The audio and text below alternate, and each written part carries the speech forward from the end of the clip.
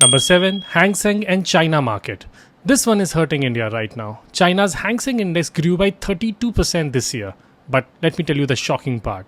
Chinese corporate profits grew by just 1%. So why is the market rising? Because global money is chasing cheap valuations. Chinese stocks trade at a price to earnings ratio of 12.6, whereas India's Nifty is trading currently at PE of 20. If you are a foreign investor with $1 billion to deploy, where will you put your money? The cheaper market, right? This is called FII reallocation. Money is not leaving emerging markets. It is leaving India specifically and going to China. That is why FII selling in India will not stop until this valuation gap is closed. Now, some people say China has regulatory risk, property crisis, geopolitical tensions. All said and done, it's fine. Money follows momentum and not logic. And China currently has momentum. Factor number 6. US rupee dollar exchange rate. The Indian rupee has hit a record low every single month from January to May 2026. 89 per dollar in January to 96.83, its all-time low in May. That is more than 7% fall in just 5 months. Now, why does this matter for the stock market? If an FII invests in India and the market goes up by 10%,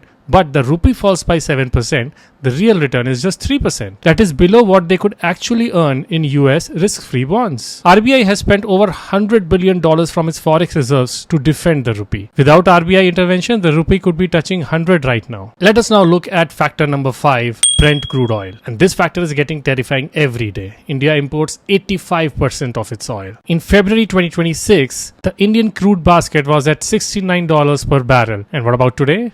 It has even crossed $114. That is 65% jump in 3 months. Every $1 increase in crude means 17,000 crore extra on India's import bill. A $45 increase means 45 times 17,000 crore. That is around 7.5 lakh crore every year. What about the chain reaction? If the oil rises, import bill increases, which further increases the trade deficit or the fiscal deficit. Rupee weakens, RBI is forced to keep rates high. Your EMIs stay elevated, corporate margins shrink, and finally the markets fall. It triggers a multi-step chain reaction that affects your pocket directly. Now let us look at the factor number 4, dollar index. The dollar index measures the US dollar against a basket of 6 major currencies. When dollar index rises, that means dollar is getting strengthened against all the currencies. The euro, the yen, the pound, and by extension, the rupee. In 2025, dollar index was up 12%. During that same period, FIIs pulled out around 2.65 lakh crore from the Indian markets. This is not a coincidence. When dollar rises, it creates a vacuum effect. Capital gets sucked out of every emerging market like Brazil, Turkey, India, Indonesia, and flows back into dollar-denominated assets. It is like gravity, you cannot fight it. The good news is that dollar index has already fallen from its peak in 2026, but the damage has already been done. The money that left India has not come back yet. The money that left found a new home, US Treasury bonds. Let us now move to factor number 3.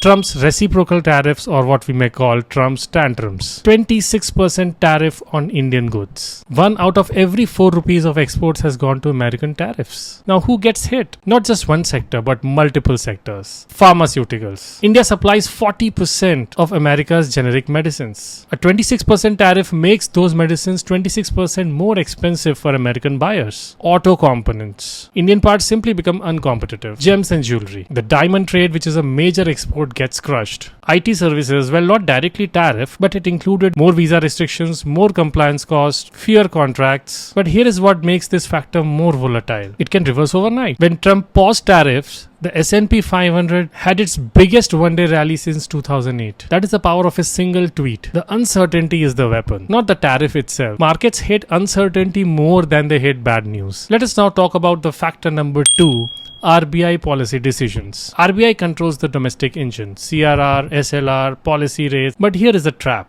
RBI wants to cut rates to boost growth, but it cannot because inflation is above target. And why is inflation above target? Because crude oil is at $110 per barrel. Rate cut would be the ultimate bullish goal, but RBI's hands are tied right now because of the global uncertainty. And now we are here to tell you the number one factor that moves the Indian stock market. The US 10-year Treasury bond yield. It crossed 4.6%, highest in over a year. The 30-year Treasury yield has already already hit 5.18%, and market is pricing in a 25% hike in rates. Not cut, but hike in rates. When American bonds pay 4.6% risk-free, foreign investors do a simple calculation. Why should I risk my money in Indian markets when I can get nearly 5% guaranteed in US risk-free bonds? And this creates the ultimate chain reaction. US bond yields rise, FII sells from Indian markets, rupee weakens, RBI is forced to hold rates high, domestic borrowing stays expensive, corporate earnings fall down, and ultimately market falls. One number decided in Washington crashes your portfolio in Mumbai. That's it from our side in today's video. Hope you liked it.